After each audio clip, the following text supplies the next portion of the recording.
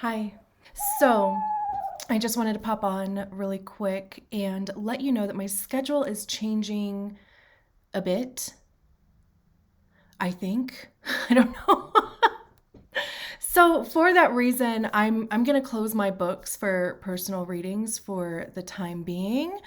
Obviously, the people who already have readings scheduled, nothing changes for you. We will do those readings on those dates and times, but I'm just not going to take any new bookings, at least for right now. So obviously, I will let you know if that changes. We're talking about May. Shouts out to you, May babies, Taurus and Gemini. I'm a cusper. My birthday is on the 20th. Oh my gosh. So, anyway, without further ado, let's get into the reading. We're going to be using the Angels and Ancestors Oracle deck. And then we're using this tarot deck. I need to find the name of it. It doesn't come with a book, which is really annoying to me, but I'll figure it out. I'll Google it because I have no clue. I got it a couple years ago. So without further ado, and obviously because of my schedule, the videos are going to come out probably a bit more sporadically. Just an FYI on that too, if you care. But yeah, let's get into it. Okay, let's see who's next for Human Design Profile 3-6. Great. I'm going to try to make these a little bit shorter in length. Like, your girl can be long-winded and these videos can be a little long sometimes. But I know I mentioned, like, at the beginning, you know, just a lot of shifts, a lot of changes. All of a sudden, you know, like, you go from having an abundance of time to the opposite. And I still, like, this is still so much a priority for me. I want to you know, I want to kind of stay on top of these. So anyway, my point in saying all that is, if I make them a little shorter, then I can do more in a day. So do you care? Maybe not. But anyway, so the third line is the martyr line. That's all about learning by trial and error. It's very, you know, it can be very mistakes driven. Like, you are going to know the way that something works because of doing all of the ways that it doesn't work.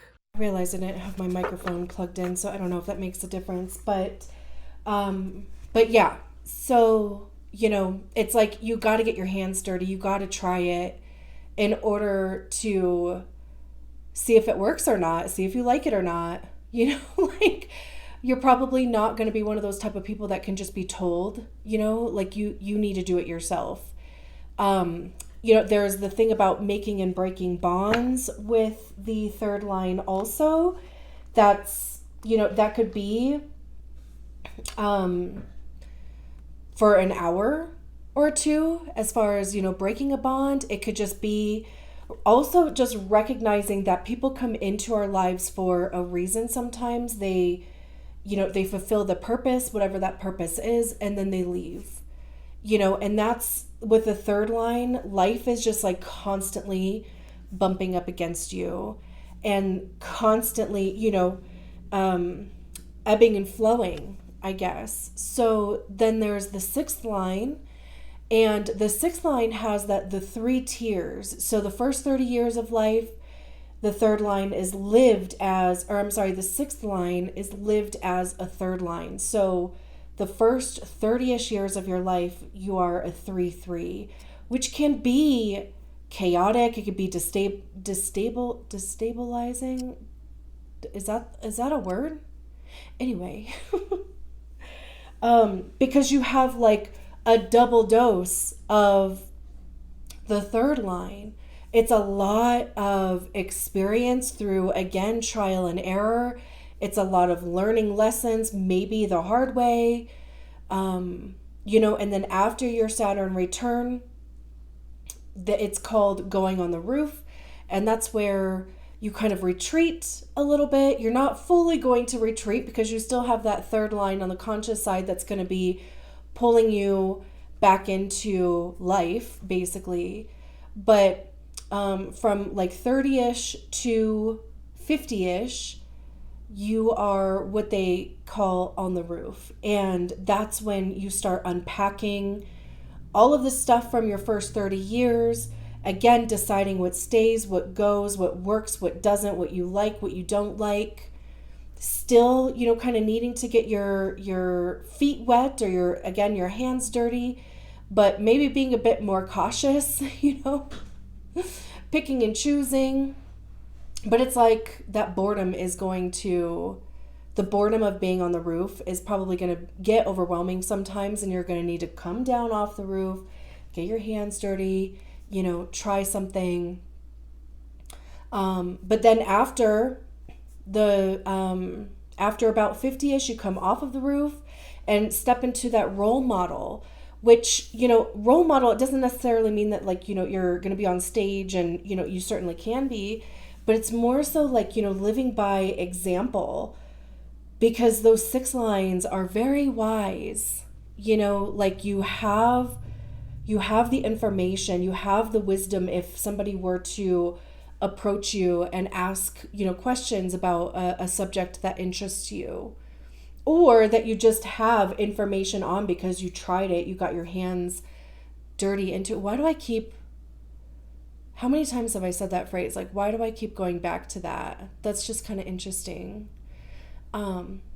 So anyway, and then of course, the profile is just one aspect of your human design. You have your strategy and authority that is related to your type. You have your definition, you have your incarnation cross, right? It all just works together. So with all of that being said, and one last thing that I'll mention about those things, your profile, so your type, your strategy and authority is there to help you navigate situations and enter into correct situations and experiences, even if they don't, make sense to us at the time. And then our profile is, the way that we interact with the energies and the people that we come in contact with through those experiences. So that's why, again, right, there's no one thing that's, a priority over the other, of course, there's a lot, of leaning in on your strategy and authority, but also, just kind of taking those other things into account. So without further ado, what is this card? Moon. Take note of intuitive messages. Love that. And actually, there's a full moon coming up this weekend. So it's kind of interesting. And that is going to be in Sagittarius. So, maybe you have, strong Sagittarius placements. Maybe you know a Sagittarius. It doesn't even have to resonate at all. Moon is also associated to Cancer. Pisces also, depending on who you ask.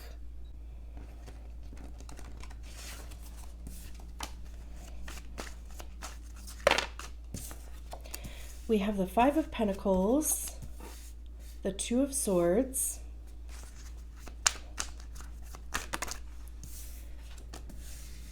Three of Pentacles, 5 of Cups, the Empress, and the Tower. And then Death at the bottom of the deck. Fortune. Yeah, okay. All right, okay. So, let's just dive right in. The 5 of Pentacles is about scarcity, lack, it has this vibe of FOMO a bit. Pentacles have to do with our money, how we get it, how we save it, how we spend it. It's our time, it's our physical body. It's literally anything tangible, anything we can touch, anything that has value. And it's interesting because on here, these tomatoes are rotten. They're overripe. Right? They just like weren't picked at the right time. So it almost kind of has this vibe of like, do you feel that you missed the boat, or that like an opportunity was missed that is just not going to come back or not be available again, or that you're not going to find another opportunity similar? Like, that's just kind of the feeling that I'm getting from it. You could even just be feeling exhausted, because even just like looking at these tomatoes for whatever reason is just giving me this feeling of physical exhaustion. And then we have the 5 of Cups with it. So number one, we have 2 5s together, which simplify down to a 1. So, there's a new beginning in there somewhere. But 5s are, they're transitionary energies. They're not energies to pitch a tent and get stuck in. And sometimes we do that, and sometimes we need to do that, because there's also lessons to be learned with getting stuck in an energy, because it's like, why am I stuck in this energy? Which could even be why this moon card came out. Take note of intuitive messages. Is there something from the past that is coming up for you again? Like, maybe you see it as a pattern. Maybe it's something that you're taking as this always happens, or a story of my life type of vibe. But this is a physical exhaustion. The 5 of Cups to me feels like the emotional exhaustion, because cups is emotions. It's how we feel. It's our relationship to love. Not necessarily romantic love. I feel like anytime we hear the word love, we associate it to romance. Not on this channel.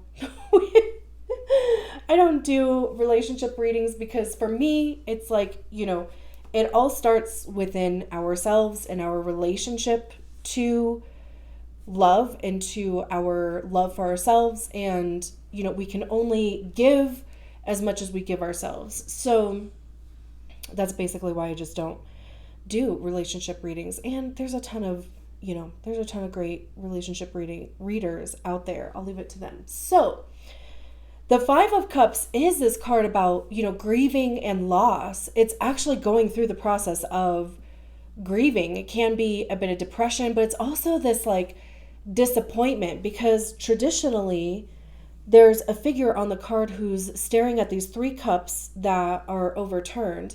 They're not even either paying attention or aware that there are still 2 cups that are available and full for them to explore, right? But at the same time, it's kind of like needing to grieve those 3 cups, like needing to recognize that whatever was in those 3 cups, again, like even what I was saying in the beginning, it served its purpose.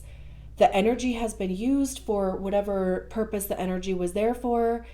And, there comes this point of needing to release it. But again, there is that underlying thing of there still being 2 cups left. So it's like not all is lost, even if it seems that way. So again, with this pair, this would be the physical exhaustion. This is like the emotional exhaustion in whatever, the situation is. And then we have the 2 of Swords next to it, which is indecision.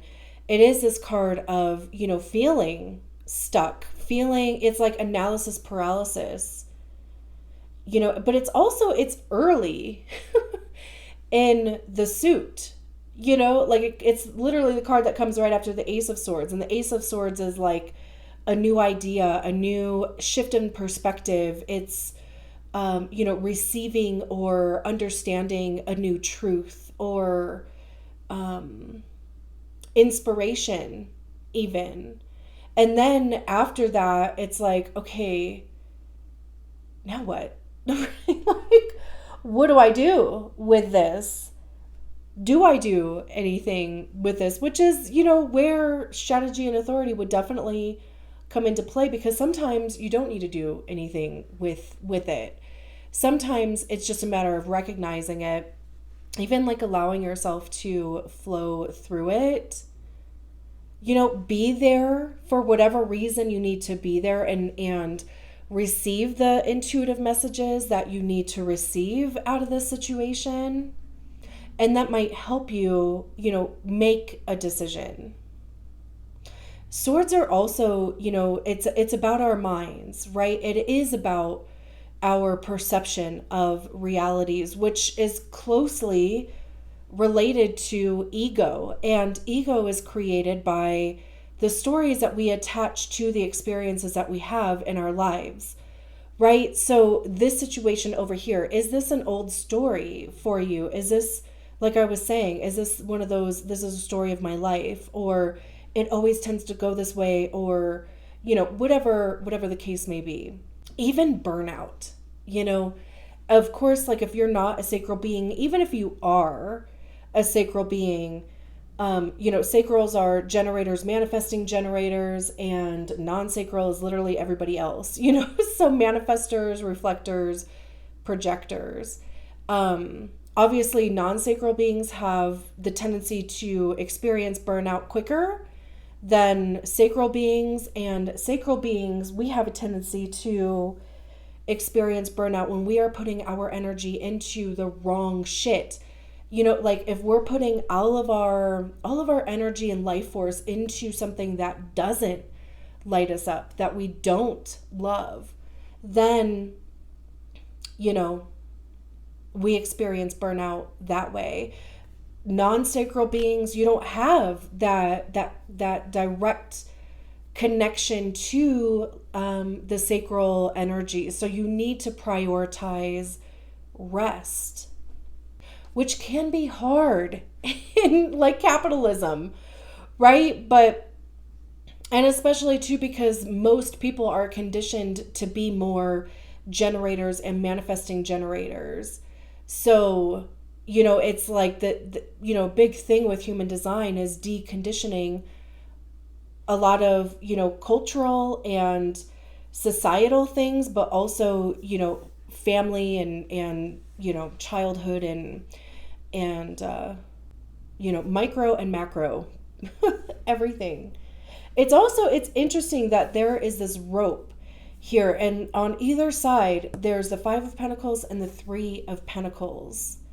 So, it's interesting that right in between that is this decision, like a literal tug of war.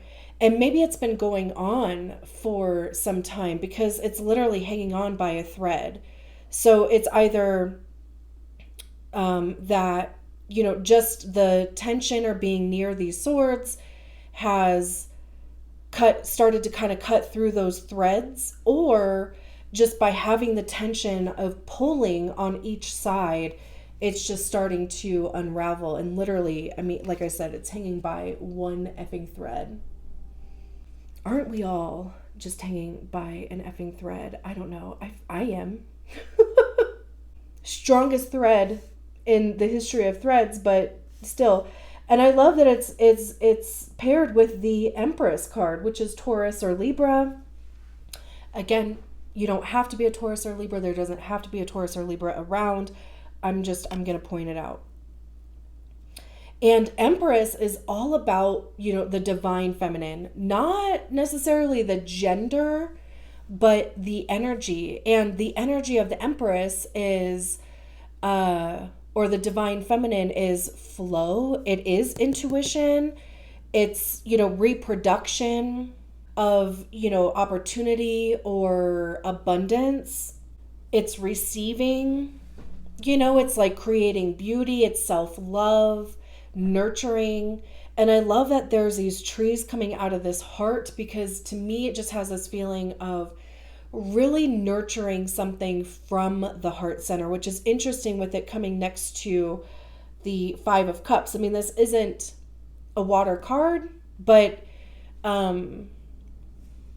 heart space, how we feel, what we love doing. So, it's almost like breathing life into something that we love.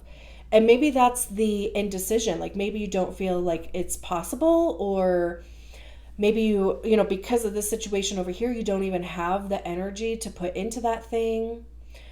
This could even just be, you know, like in a period of transition where you are releasing the Five of Pentacles, the Five of Cups, and kind of being in that that, you know, middle space where we don't really know like what's going on. We know we're not this over here, but we're not quite the Empress yet, right? But it's like being between the two worlds. This could even just be a message about giving yourself grace and compassion. All of the things that we like really tend to give other people and have a hard time giving to ourselves a lot, or even recognizing that, you know, we need it. And then the Three of Pentacles is about collaboration with others.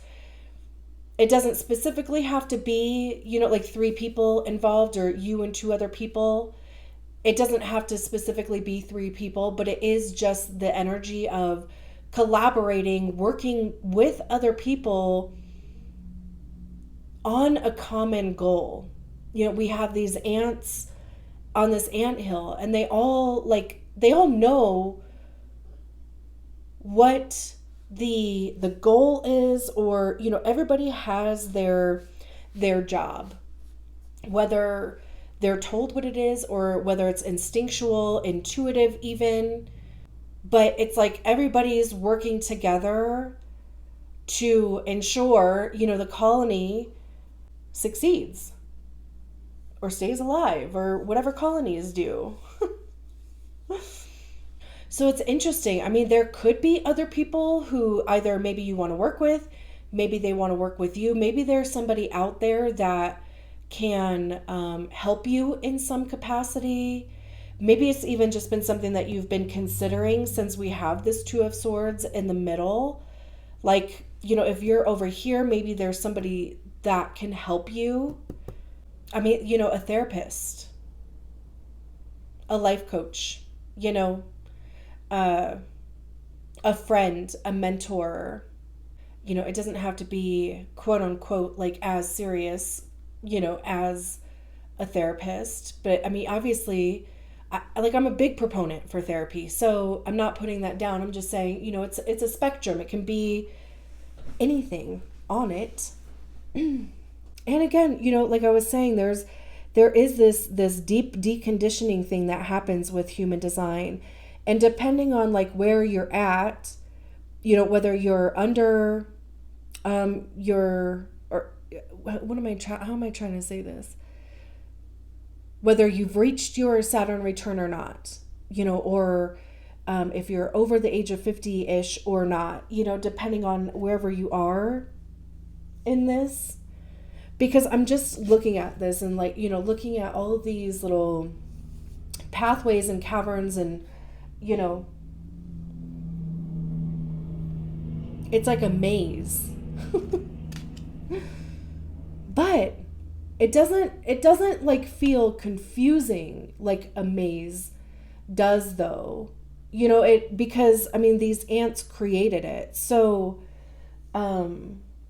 it's almost like your own building, like your own thing. The Three of Pentacles also has like a planning aspect to it, brainstorming, you know.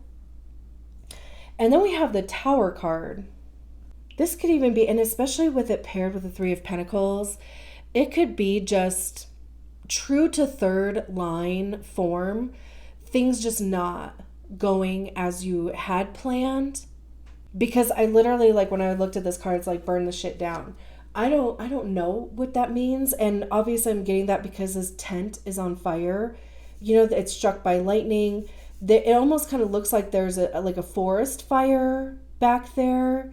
It could even just be planning for a worst case scenario. And maybe that's, you know, what you are accustomed to or conditioned to doing. which I get, right? I mean, like, again, it's conditioning to just be, what's the word, cynical, or, like wait for the other shoe to drop, just not kind of believing that things can go well. So, this could be planning for worst case scenario. The purpose of the Tower is to take out what is no longer serving us. And, sometimes that can be chaotic. It can be uncomfortable. It's upheaval. It can be chaotic. Did I say chaotic already? Especially if it's like not our choice, or if we are like resisting in some capacity, then it's harder to go through versus, almost just like, again, flowing through it. Like the Empress. And I just say that because with the Empress, I was talking about flow and intuition and, even phases of the moon. Like it's, I'm just kind of hearing in my head, it's just a phase with the Tower card. But like I said, the purpose of the Tower is to take out what is no longer serving, so that the things that are available to serve you, are ready to serve your highest good, can come in. And we have the Death card, which is Scorpio. Tower is associated to Mars. Mars is associated with Aries. And with the Death card, every time I see the Death card, I say the same thing. Every new beginning disguises itself as an end. Something has to end, especially with this Tower card coming out. Something has to end in order for something new to begin. It can even be in this energy of the Five of Pentacles and the Five of Cups. It could be needing rest, if you do feel burned out. Like literally resting your physical body, giving your emotional body a rest. This feels almost like very springy too, because, it almost kind of looks like there's snow on the ground, but there's grass peeking through. I know we're kind of going into summer now, and I know it's kind of hard to see it on this card, but there's all these like rubies and crystals that are in this deer. So again, it's almost like things not going in the way that you expect them to go. And even in the chaos, there you can find beauty. And especially like with the Empress being next to the Tower card, I don't want to be insensitive, because I know, sometimes it's hard to find the beauty in negative shit, like, especially if things are just kind of not going the way that you wanted, or, again, being in this burnout thing. But there might even be some sort of like discovery that you just maybe even happen upon, because nobody would look at this deer and be like, oh, maybe there's some rubies in there. I'm not saying to dissect stuff. I'm just using the analogy of like, maybe just not discarding something at face value, like maybe just taking a closer look. And especially because we have the Wheel of Fortune behind, and I see the Wheel of Fortune as being a good card. I don't care where it shows up. This is, like your luck changing. This is Jupiter. Jupiter is associated to Sagittarius. It just kind of has this feeling of like being hopeful. And then it's interesting, we have the Seven of Swords behind it, and I see the Seven of Swords as being the card of us fooling ourselves. Are these cards like sticking together, or is it just me? Okay. It's like this like self-sabotagey energy for me. Again, kind of expecting things to appear a certain way. Like if you have your head set on a certain expectation, and if it doesn't come through that way, or if it doesn't show up that way, But then, again, like I was saying, self-sabotage, like those gremlins in the back of the head, like, kind of getting a little loud. The Six of Pentacles is about give and take. It's reciprocity. What you give to a situation, you'll get back. Four of Cups, the World. I think I'm going to leave it there. Yeah, I'm going to leave it there. I keep wanting to expand, but I keep hearing no. Sources you're done. So thank you so much for allowing me to read your cards, and I'll talk to you soon. Bye.